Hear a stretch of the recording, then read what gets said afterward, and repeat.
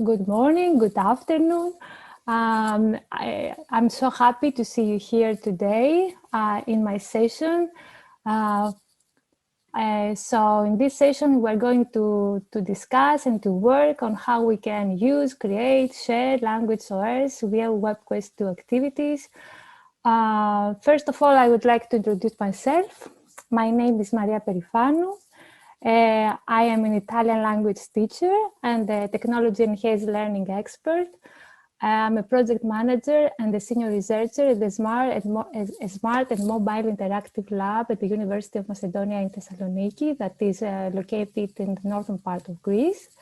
I'm also adjunct professor at the Aristotle University of Thessaloniki at the Department of Italian Studies and at the Hellenic Open University in TESOL Master Program, and I teach topics related to computer-assisted language learning. Thank you for joining the session today. Let's have a look at the schedule activities, and then we can see also the feedback that you have provided. So, as you see, we have three parts in this workshop. The first part, this part is more theoretical. I will do an introduction to open educational resources. I will speak a little bit. I will analyze how you can search, use, reuse, and create OERs. I will show you some repositories, some general repositories and others that are targeted to language education. Then we will see how we can attribute license. Also, it's not how you can attribute license not only to the work that we create, but also to the work that others have created, and we would like to share and to use with our students. The second part is the introduction to the Webquest activity that I have prepared for all of us to work in groups. And I will show you also some tools that we can also explore. And then in the third part, we will do the practical part. Please, Anna, help me with this one. So in this one, we will work in groups. So we will use the groups of Zoom here to see how they work. And you will work in groups. I have prepared many things for you, you will see. And then we will have some time to see what you have created. And then we will finish with some comments and final discussion. I don't know if you have any questions regarding the workshop outline, the activities, something. Okay, if not, I will go and share with you the feedback that I got so far. I have 14, I received 14 responses, okay, from you. So I can see that, okay, most of the participants replied that they are teachers in secondary school. They teach mostly English, as I see here. Okay, most of them are experienced. Okay, have you used OERs in your teaching practice? I see yes and no. Okay, but most of them I think no. Have you participated in the training programs? I see that most of you know. You haven't done it. How many hours of training for those who have done, let's say, training on open educational resources? I see here, okay, that, okay, few people have done quite many hours of training on open educational resources. Also, which activities of the following you can do? I have asked you to see your abilities more or less. So I can see that you can use the Creative Commons open licenses and you can search for OERs, that's good. You can use, okay, you can create, okay, but most of, okay, okay. And which OER training would you be interested in? I can see that you're interested in creating OERs mostly. Secondly, learn about how you can evaluate OERs. Okay, and okay, you are having interest also in open educational practices. That's really interesting. And then description of our training experience you didn't have, as I see here. I see here self-training on G Classroom. Okay, so more or less I see here self-training on OERs, and also any TE Twinning National Seminar. Okay, where there you have explored OERs. Very nice. So since we don't have we don't know so many things about OERs, we can always see what we can learn today. Okay, let's move on.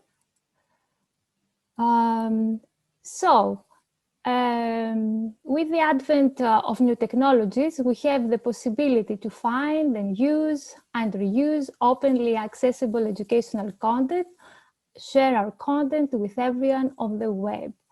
But what exactly do we mean by open? What is open? And what do we mean by openness? Open means that anyone can freely access, use, modify, share for any purpose, as we see here. So that is the definition that the Open Definition Organization gives. Okay. Let's see here a definition by Hewlett Foundation about open educational resources. Open educational resources are educational materials of any type and medium that reside in the public domain or have been released under an open license that permits their free use and repurposing by others. There is no need for fee, no subscription, no tuition, or registration. But as we see here, we have this distinction between what is out there and it is public domain. So that means that we don't need to have any to check for any license. But from the other side, we see that all the other materials we need to check if they are if they have been released under open license. And licenses, very well-known licenses are the Creative Commons licenses that provides free licenses that creators can use to tell people how their material can be used. And this creates a pool of material that can be shared and reused legally, which in turn enables a culture of sharing. That means that this is the open, let's say that creative licenses have supported a lot this movement of openness, and this is very important. Let's see here also something that I don't know if you are aware of. This is the policies for OER uptake. This was a project that was partly funded by the European Union, and it had a duration of 2 years, 2012 until 2014. And here you can see that they are described, the OER policies of the European countries. So this is really interesting to have a look to see what kind of policies regarding open educational resources have each European country. But I can tell you that those policies are different, and this is an issue because they are different not only in Europe between European countries, but among the world. So this is also one of the aims of European Union to create, let's say, common policies for all the countries. What teachers can do with an OER? So as we see here, there is a very nice description by David Willey, who has described more or less the 5 R's. So what he defines in this article that you will see, those 5 things that teachers can do, because the most important thing is that teachers can bring life to OERs. In fact, they can search for a resource, then they can work on this, they can modify it and then reshare it. And all this really brings life to all these materials, and materials that also are let's say, the product of collaboration with students. So what teachers can do, they can retain, they can reuse, they can revise, they can remix, and they can redistribute all this content. So why, let's say, open educational resources are important, and which are all these benefits? We can see here that first of all, it is really interesting when you create something with your students, and your students know that you will share this with other people, with other teachers, with other people in the world, that they will be able to work with this material. So this can improve student performance and the satisfaction, because they know that what they produce, then it will be also useful for other people. And this is really, let's say, a way to motivate students. Also, the OERs offer other benefits, like access to educational materials for a wider range of learners. So everyone can have access to these materials, and since they are free and there are so many, they have the possibility to search for what they really need, and in order to address the needs of their students. So there is flexibility. There is also, as it is written here, they engage a critical reflection, because first of all, you have to think of all these things that for these needs of your students. So it is really important to have this in mind. And of course, since I told you they are free, they all can save money. So let's see a little bit about what are these licenses, the Creative Commons licenses. Probably you have seen these images. You have already, let's say, saw these symbols in some of the materials, but probably you know what all this means or not. As we said before, Creative Commons licenses clearly state how the author wants you to use their materials, and give you the right to freely copy, modify, adapt, and build upon those materials. So we will see what all this means, but let's say, first of all, that we have 6 licenses. And there are 4 key license elements. And as we see here, Creative Commons have established, let's say, as an association has established a flexible copyright model. As we see here, the some rights reserved model. This model gives you, as you will see, some rights that in other cases are more, and in other cases are less. But here we can see the 4 key license elements, and the combinations of these elements gives us all these licenses. First of all, if you check the first icon here, the first symbol, this it has to do, this one, it has to do with attribution. So as we see here, you let others can copy, distribute, perform, and remix your work if they credit your name as specified by you. So if you see this one, so the first symbol, refers to the author. So if you see something like this, it means that this, let's say, resource that we have found, if you want to use it, you need to refer to the author. So by whom this was created. The second one, it says no derivatives. So you can see those this symbol. It means that you let others copy, distribute, display, and perform only original copies of your work. If they want to modify your work, they must get your permission first. So they cannot build upon. If you see this symbol, the second one, let's say that this one, it has the most restricted license, if you see that, because it means that you can use it, but you cannot modify and reshare it. You need to ask before you do that.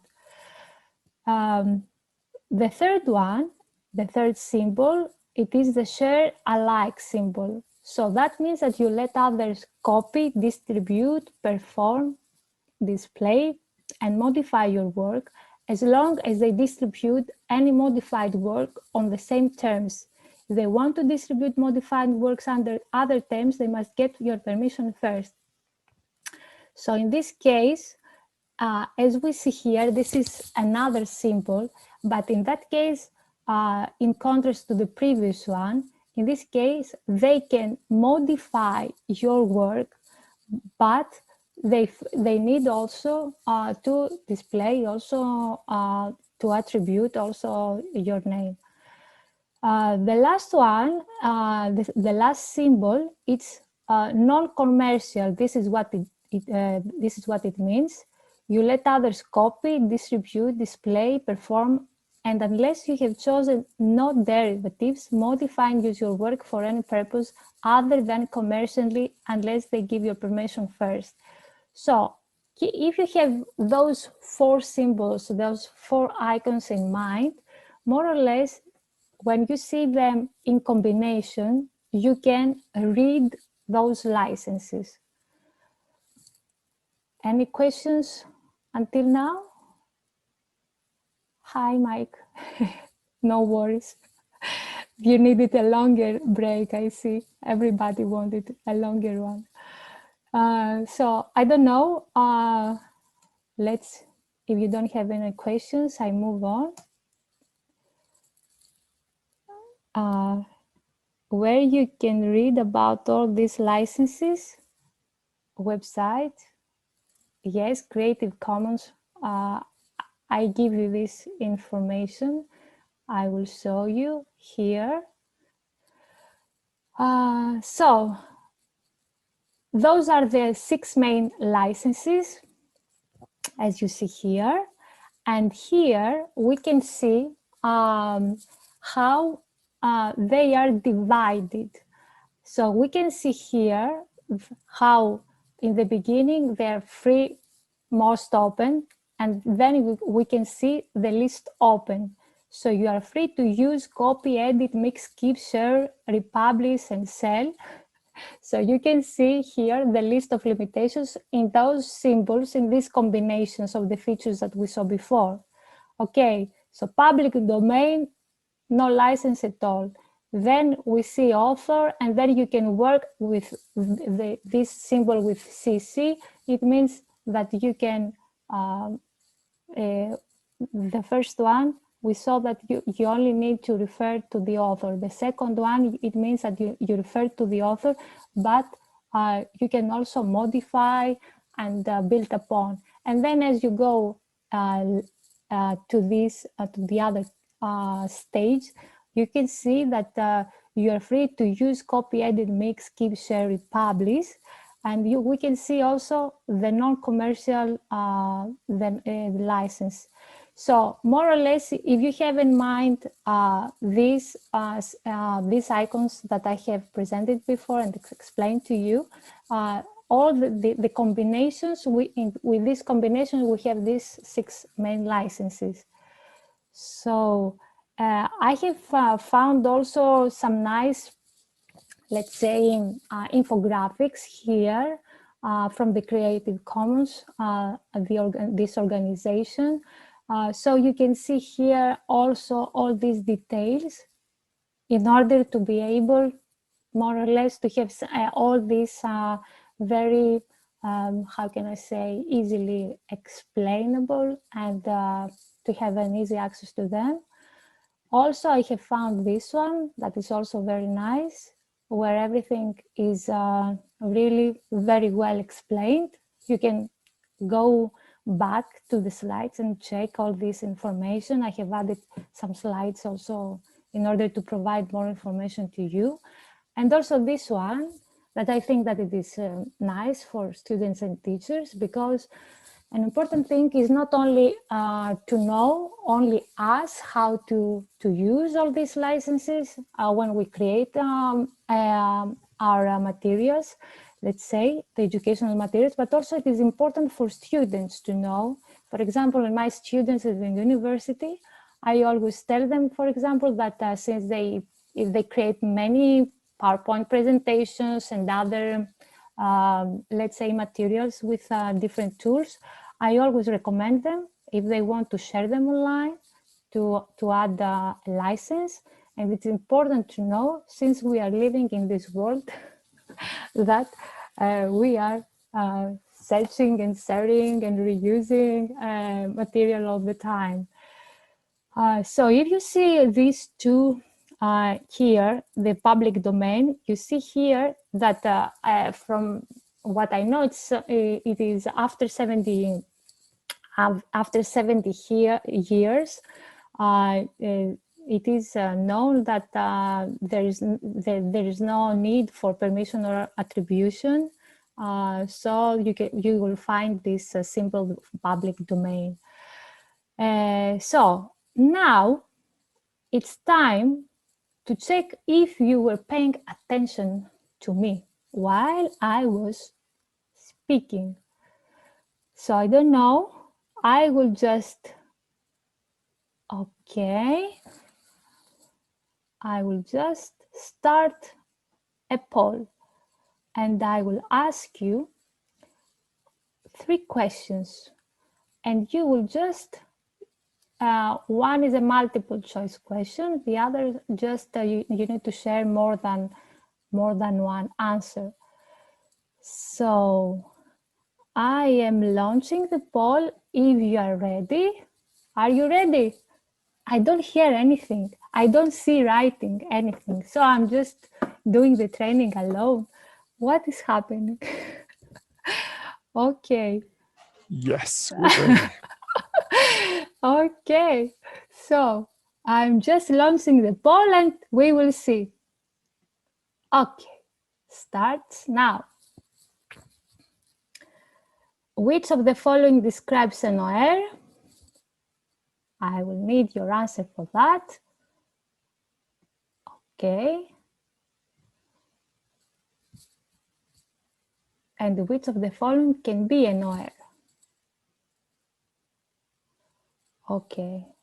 And 3, find 3 key reasons why open licenses are important for OERs.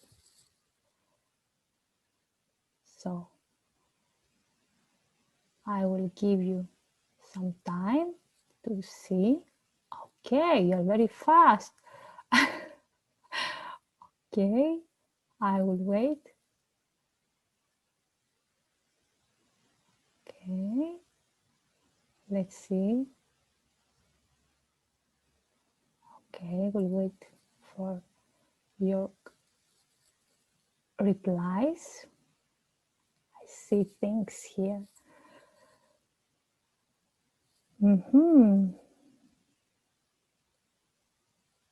Okay, very nice. You are very fast, Lailani. Okay, and Vicky, I see. Okay. We are 15 here, so I see here the numbers. I'm waiting for the others. Okay.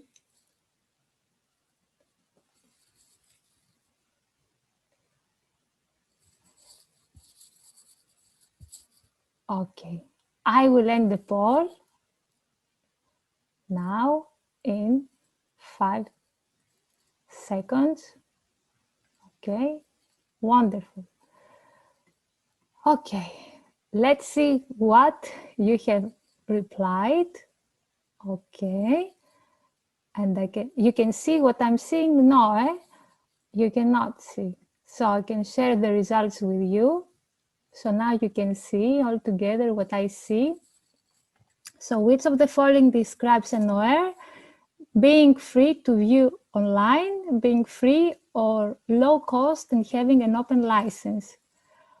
Okay, so we can say that both of them are correct. So congratulations. Okay, which of the following can be an OER? A course, a video, a podcast, syllabus, lesson. So all of them can be OERs. Very well done. Okay.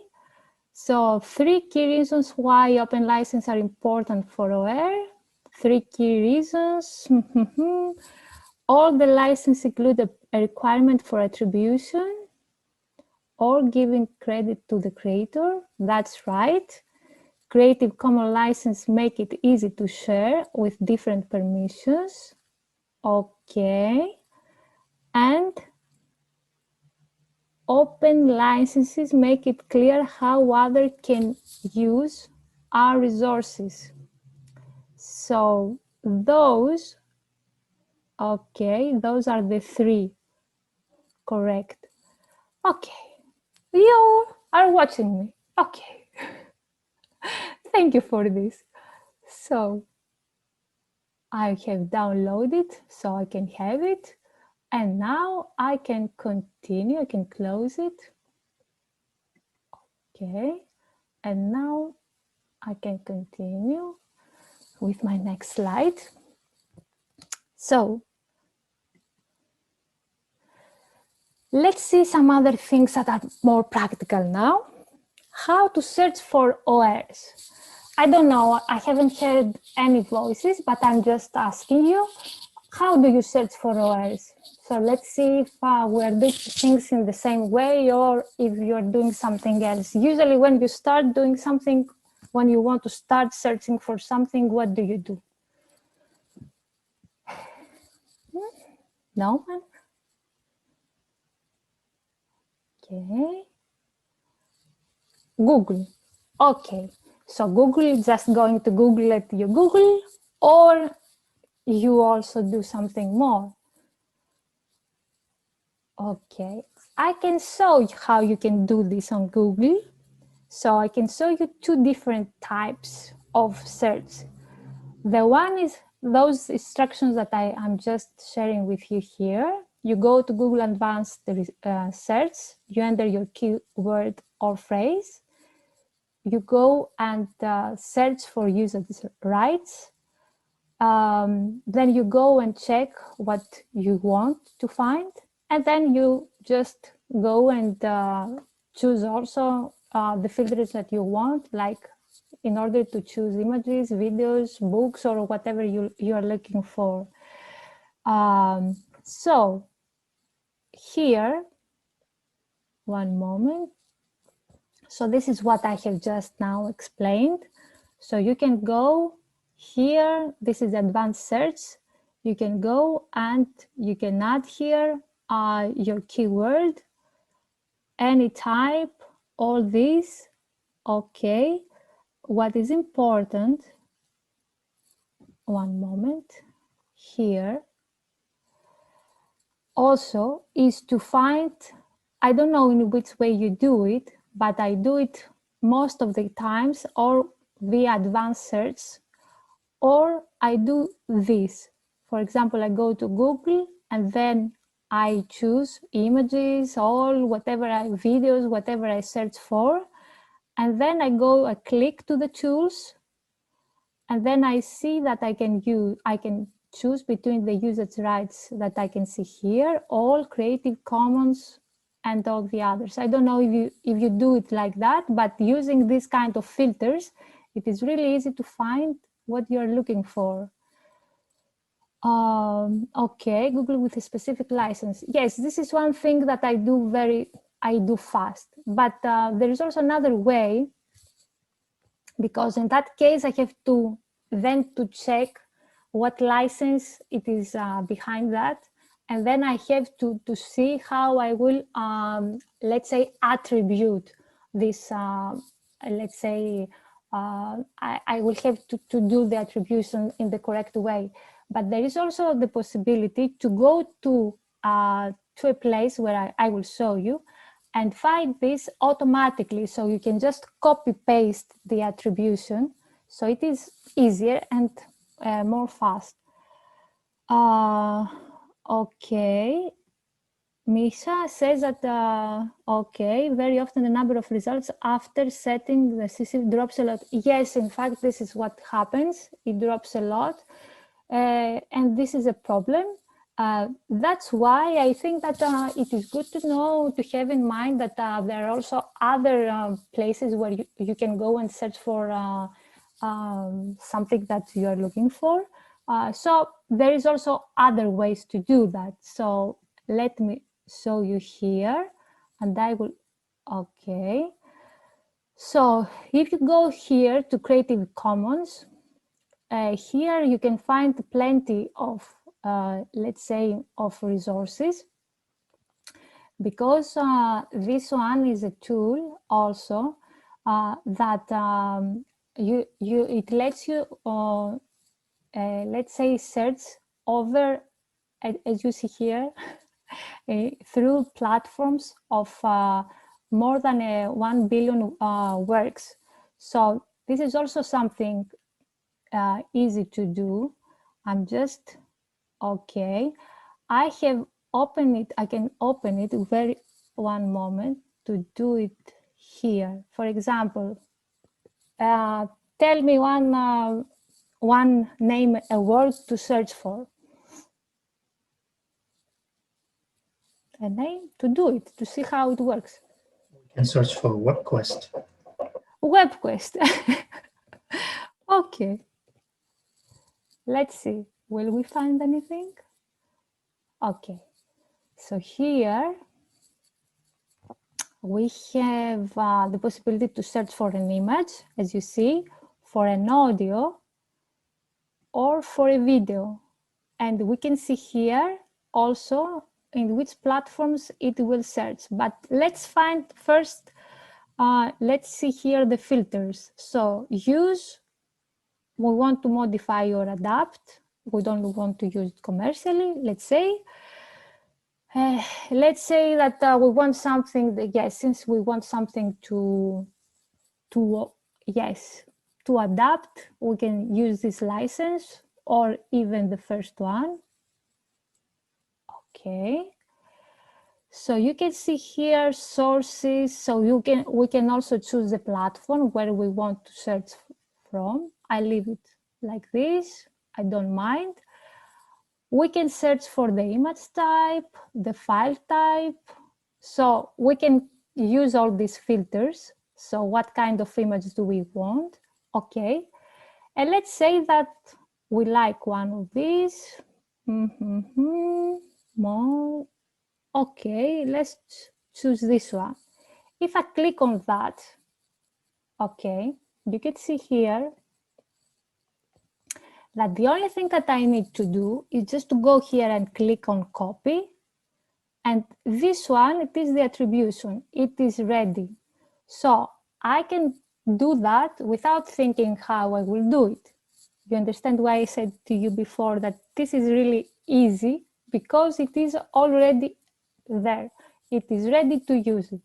So this is something that I really like, and I do it like this.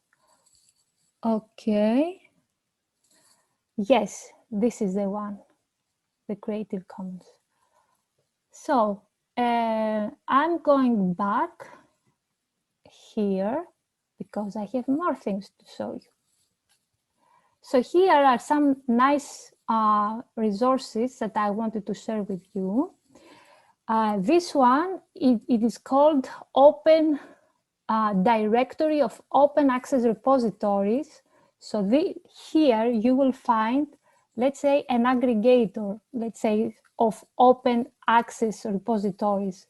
So you can search and browse through thousands of registered repositories. And here it is really, it is an advanced level, let's say. You don't only search for a material, let's say, an image, video, or whatever we were searching before, but you can search for OER repositories. It looks like that. So you can always go and check all this, because I have links for all this information, and you can have a look to that. Another one, it is the Open Access Repositories, ROR, this one.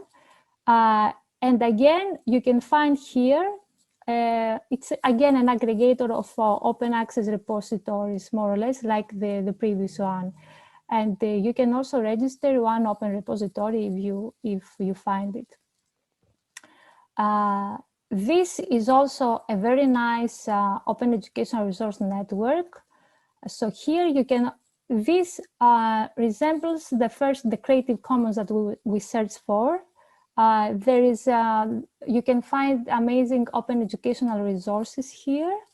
And they have different types. There are different type of materials with video and audio, but this is also very nice. And you can see that it's again a very, let's say, rich repository.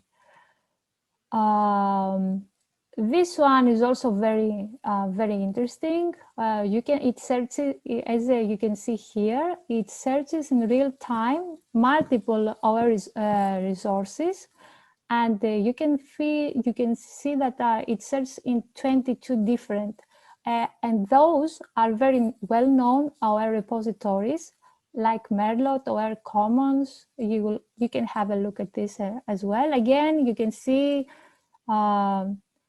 we have many options. I don't know if you know about this one, the OER World Map. This is not new. It is what can we find? Where can we find these links? They are in the presentation. So you can just either you can click on them and you can just have the link, or you can just see the links on the slide. But I will share also a document with you with all this material. So I will just put all this information, so it is easier for you just to download, let's say, a file, and you can have all the resources. Thank you, Irena, for the question. So in this one, the OER World Map, you can find different, let's say, activities. Here it is not just a OER, don't have it only as material, but it can be an open educational resources initiative. It can be an open, a massive open online course. It can be a European project who is working in this area. So you can find here let's say, resources about open educational resources policies. You can go, it is open to the users, and if you want, you can go and add your information. So if you are working on a project, for example, or you have created something in your school, an activity that is openly accessible online, or if you're working on a project and you want people to know about that, you can go and add this information here. It is really useful, and it is, as far as I remember, since 2013, we have this OER World Map. At least this was the time that I discovered. Okay, I continue. So now I have also a list of repositories for language OERs, so materials that are more or less the materials that we are always searching for, or all language teachers. So here you can click on them and you can go to these repositories, but I can show you. I have also a screenshot from all of them. The first one is the one that it is really one of the most famous. We can see here, we can find more than 3,000 language materials.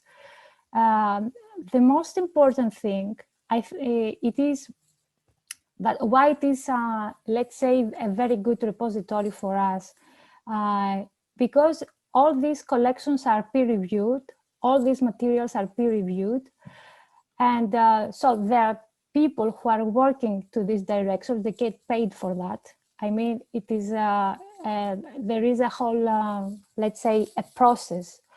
And all these are, let's say, provided by, let's say, well-known universities around the world. So here, when you are searching for open educational material, it is really important to go to repositories that you know that they can give you a resource that has been, in a way, as we say here, has been reviewed, and this is really important.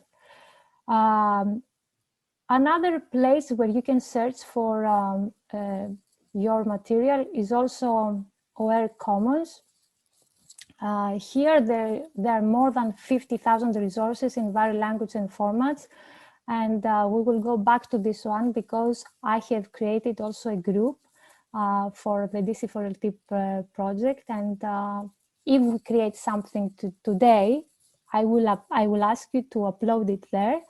I can show you, in fact, what I have done since I'm here.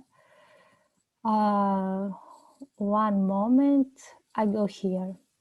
So, for example, if you want to add an OER, as you see here, if you click on that, one moment, because this is something that I want. I have two windows open. Okay.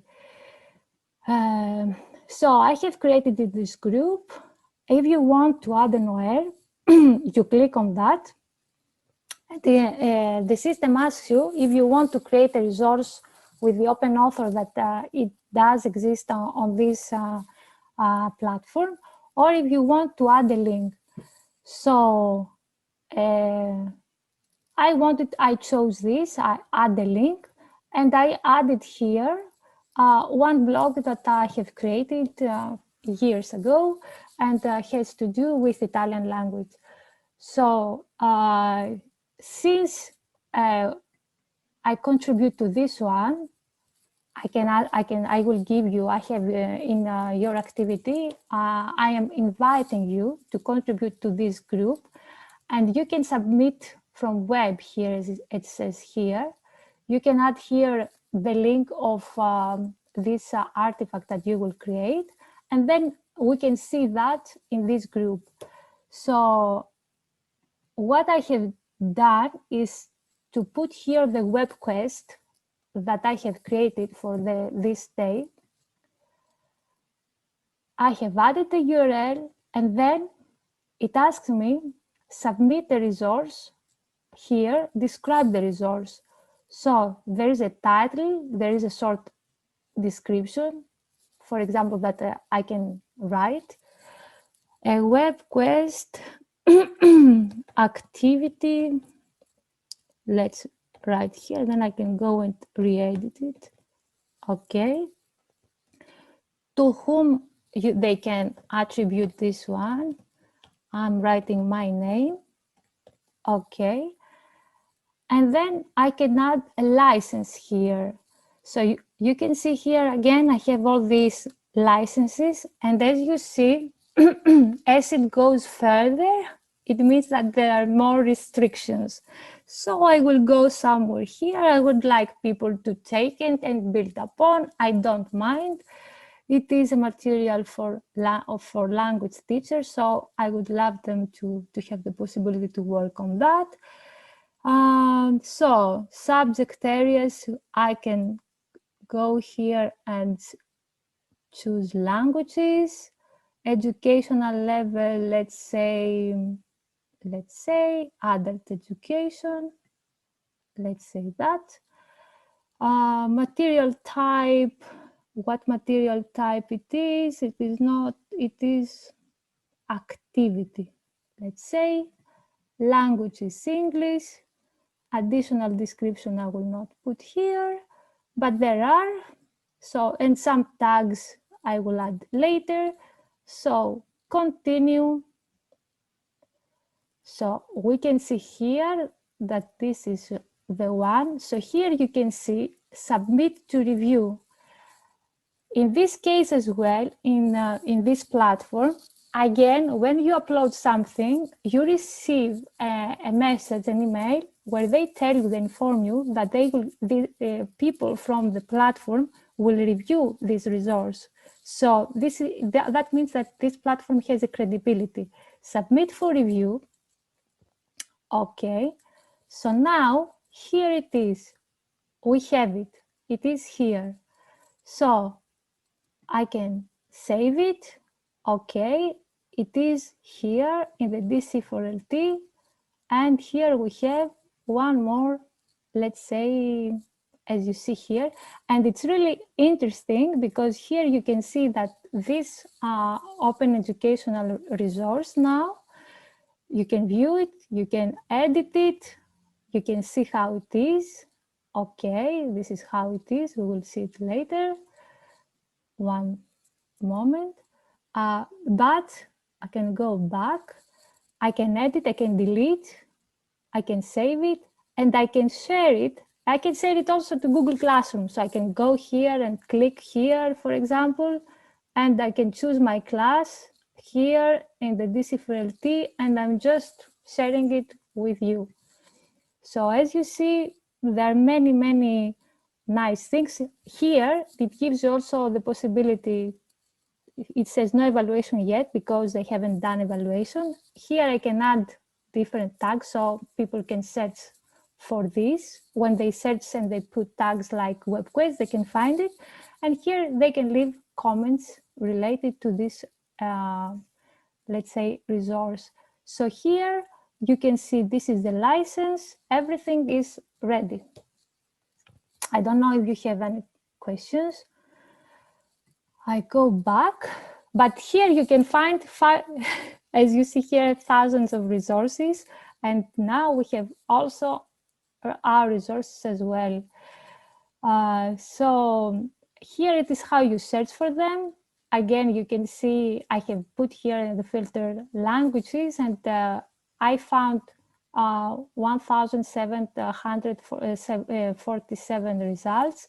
And here, and sorry, and many different in many different languages. But again, there are filters where you can choose between the different languages, so you can find the resource that you're looking for. Okay, so here it is another one, a very nice resource of the University of Texas, where you can find also plenty materials in language materials. Have a look to that because it is also very good. And again, they review all the materials, so it is very credible. It looks like that. So it is really nice to have a look on that as well. The Open Textbook Library, I have found here many nice books, language books for my courses. You can also search for language, for different books for your lessons. The language box of the University of Southampton, again, it is a very nice a repository for resources for your language classrooms.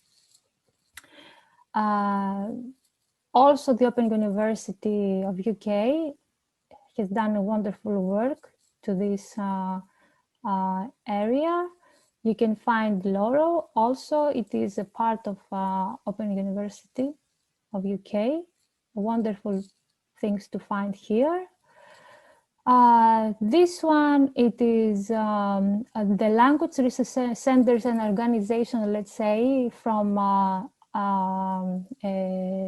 USA. So here you can find, you can see all these filters. You can search for the material that you're looking for. And this one is also really interesting because those are to support good practice or sharing resources, both, Irena. And here, the MIT OpenCourseware, it is a very, very well known, very famous. You can find entire courses here that are shared by all these professors of the MIT. So this is really wonderful. You can find wonderful resources, and you can use in combination with your material. So why not? And also, there are also open educational resources repositories. That this one, it is from the European SchoolNet. And here, if you're working at school, you can find different resources depending on the filters that you are going to search, to choose. But this, I have put here the European one, but each country has also different repositories. As in Greece, for example, we have at least 5 repositories where school teachers share their material. And it is really, let's say, really important to have these kind of repositories because they make the life easier. Where can I share my work? I have shown you. Creative Commons, Open Education resources there. So here, I'm just, it is something that it is really important to show you this one. How you can do it, how you can find a license for your work. If you go and click to the chooser beta Creative Commons .org, you can go here. You can the system asks you if you want, if you know which license you need. So I know what license I need. I click on the license that I want, and then it aggregates again the license. I can show it to you here. Okay. So this is something that I have done before. Let me see here if I can go back. Okay. So they ask me what license, the system asks me what license do I need.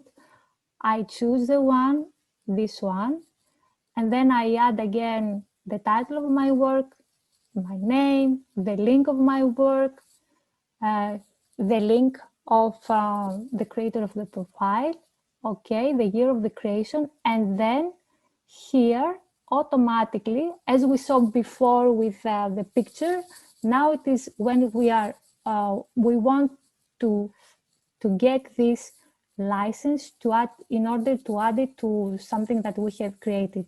So this is something here that we can just copy, and now I know that those were the slides that I'm using now. So I just copied the license, and now I have put this license on my PowerPoint presentation.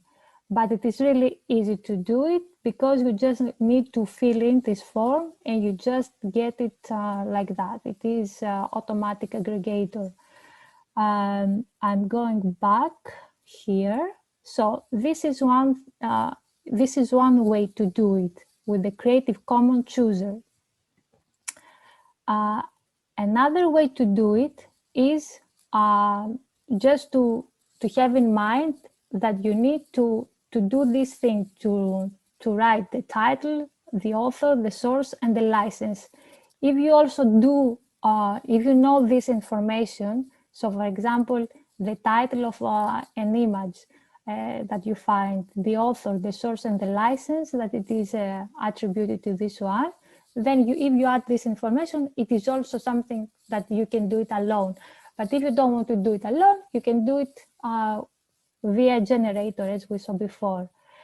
So this is an example. This is from Flickr, for example, that you get this information under the image. So title, creator, source, and license. So this is a good attribution because it includes everything that we saw before. Another thing was the one that I showed you before. So how you can do it automatically. Okay, through this generator. And another way is to use also Wikimedia. Wikimedia also has this system.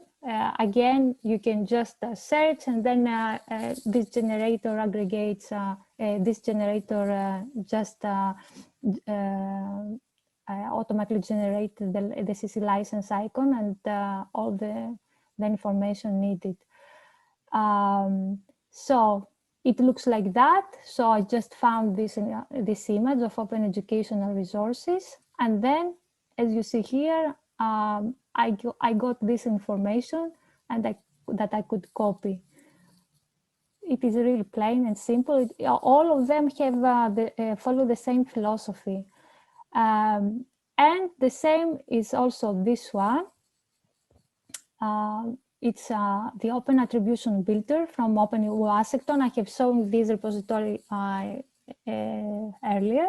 So you can go also to this one, fill out the form, and the app will automatically generate the attribution as well.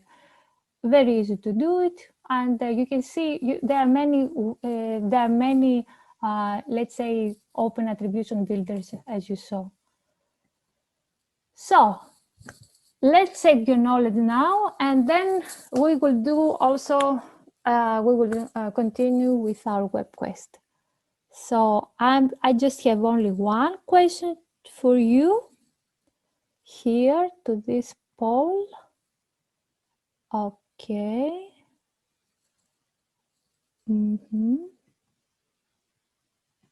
Okay. Are you there? Everything okay? I hope you're following me. Okay. Yes, it's okay. Okay.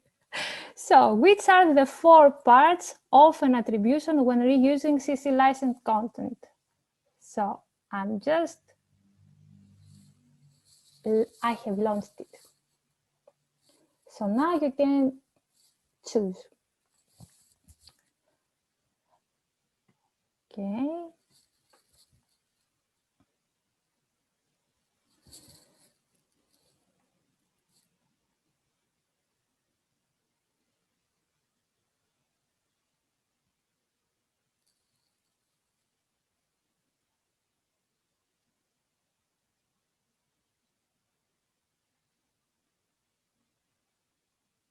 Okay.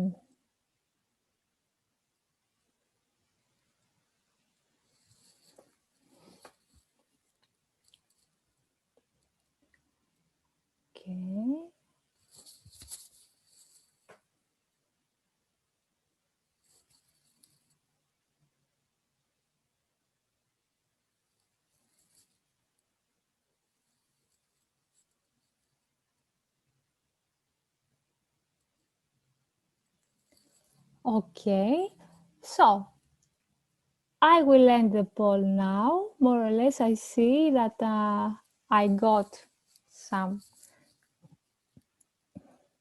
answers and I will share it with you. Okay. I'm ending the poll. And now I can share the results with you, what you have answered to me. Okay, so the author of the work, absolutely. The title of the work, absolutely. The license the work is shared under, absolutely. And what else? We had also the link. Okay, we need also the link to the source of the work. So this one, okay. Okay. This one is what we saw here. One moment. The moment. It is the tassel. This one I wanted to show you. This one. Title, author, source, and license. So those are the 4 things that you have to keep in mind in order to, to share, to use, let's say, resources that you found. What happens if you find a resource, but the person who posts the resource has not made correct attributions? Can a chain of incorrect or illegal attribution be built up? Good question. Okay.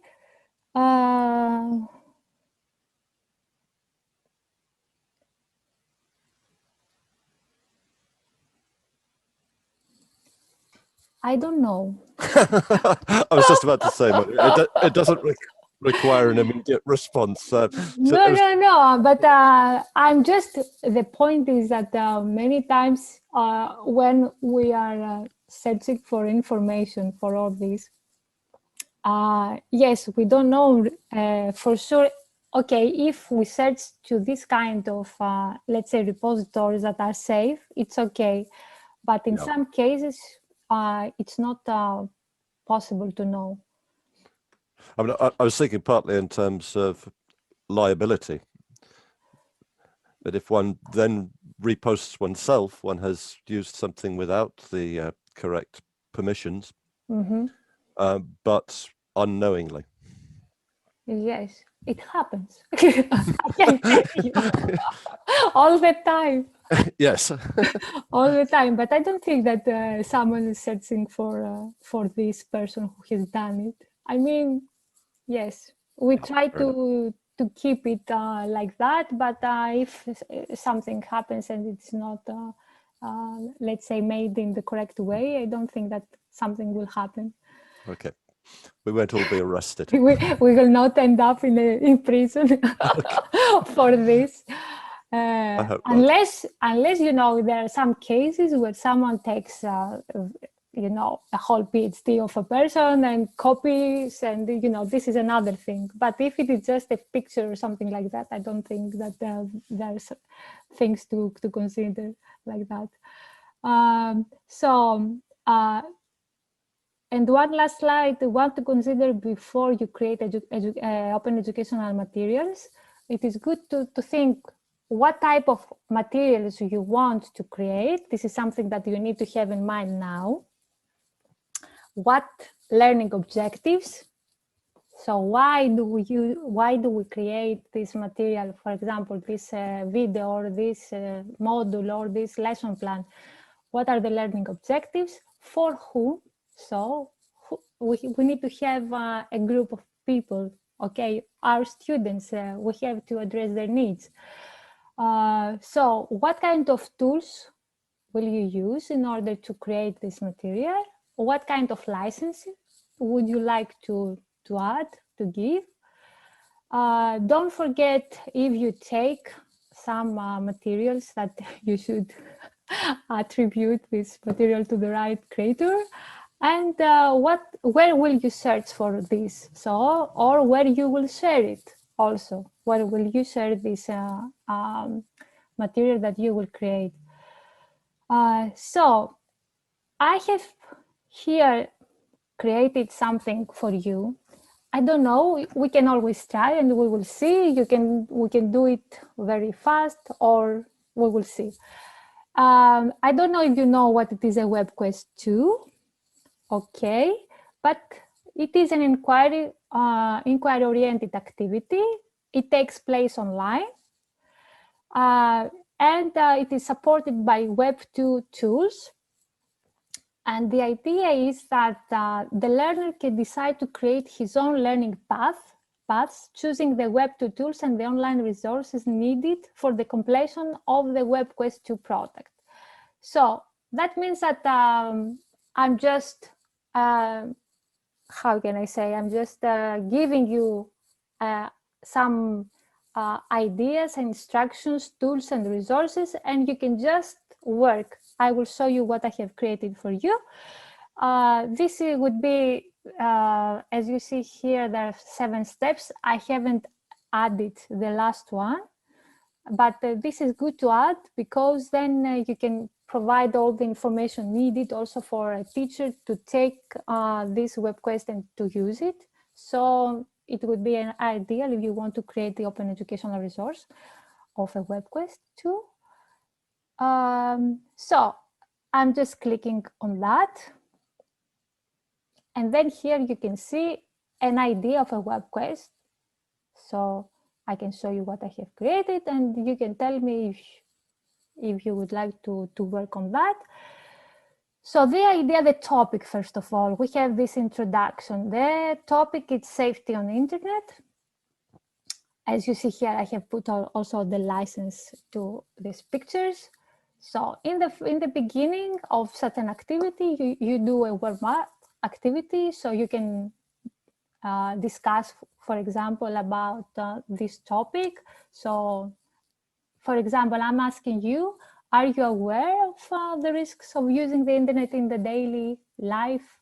Your students are aware of all these risks? Do they ask you things? Do you think that they know more than you?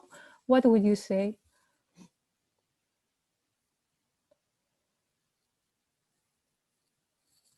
No, they don't ask. Probably they know. I don't know.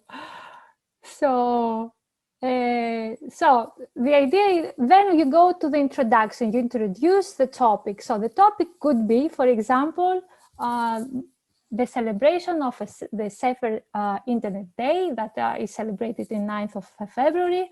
All teachers will organize activities related to the safety in internet and will create and share all the materials produced in an open educational resources repository in order to share them with other colleagues. So an idea would be that is the topic of this activity. So create something with this on this topic for everybody to see the task. So the task is to create a list of tips, rules for safety on the internet, addressing specific language needs like grammar, vocabulary, reading of your students. You are invited to use one or more of the proposed resources and the Web2 tools that are described in the following steps. So the group, all in total, they have to work together and to discuss about what kind, let's say, of activity they want to produce, what kind of open educational resource they want to produce. So that they have to think about the target group of the students, the level, the language level, the duration of the activity, the type, the tools, and the resources that they will need to use. And then in this group, there will be individual, let's say, tasks, different roles. So one person, let's say, one member of the group will be responsible for exploring the resources in order to write those tips, rules for safety on internet, and create also the exercise. One other person will be responsible for collecting multimedia material. You can find some images, for example, or a video, I don't know. Another person will be responsible for working with a software. So in case we have a software as here, someone will say, I know about this, I will work on the software, please find me material and I will add it here. And the fourth is a coordinator who will coordinate the activities, will find, will think of the license of the activity, will create a profile at the OER Commons, and will be ready to share this artifact on Padlet and on OER Commons repository. I have created also Padlet for that. So then the next step is to give specific instructions. So for each one, for the first role, I give these specific instructions. You will be responsible for exploring the resources in order to write the text and the exercise. So I give those links you can either search on Google Advanced Search, or you can use SlideShare or whatever, but I'm just recommending those two, where you can find material, where you can find some few tips, 5 tips, what you need to pay attention it in order to be safe on internet. Second role, for as far as multimedia creator is concerned, here in Creative Commons and OER Commons, you can find images related to this topic. And this person will also help the other, the script curator also to write the activity. The tech curator will be responsible to think of what kind of, let's say, of tool would like to work on. So I have here a list of, I have created here, I have put here a list of tools. And if you click on each of them, you get, let's say, you get something like that, guide about all these tools. I can show you 2 of them. They're very easy to use. So I'm just going back here. One moment. Okay. And then the coordinator here, I have the link of the one that I have shown you before, how you can choose your license. So you can add the Creative Commons on the product that you will create. And this is where you can link. You can go and click here to find the DC4LT group that I have created on the OER Commons. And here I provide some useful tips. So an infographic, it is very easy to do. It is for intermediate users. If you want to create a comic, like an image with few, let's say, tips, and and this could have a very nice format. It could be Tool that it is very, very easy to use. And if you are a proficient user, you can also create an animated video with Tool. That it is a little bit more complicated, but again, it is very close to the idea of SlideShare, PowerPoint, or PowerPoint presentation. And I give also an alternative. You can also just write down, each group can also write down only, let's say, an activity for their students, asking them, inviting them to use these tools in different ways. So you can also create an activity asking your students to do all this stuff. So create a comic or create an animated video. So you can think of something like that. And then in the 5th step, the evaluation, you need to describe how all this, how this work will be evaluated. So in this case, I say that you can all go on Padlet and upload what you will create. And then we can go all together, check and like and leave our comments. And in the end, in the conclusions, in this part, you need to say, to explain what the learner will learn. So finally, after this activity, so here I say that by the end of this activity, you will know how to create licensed OERs, use some Web2 tools, and of course, you will also learn some ideas, about what a Webquest activity is, and of course, how to work safely on internet.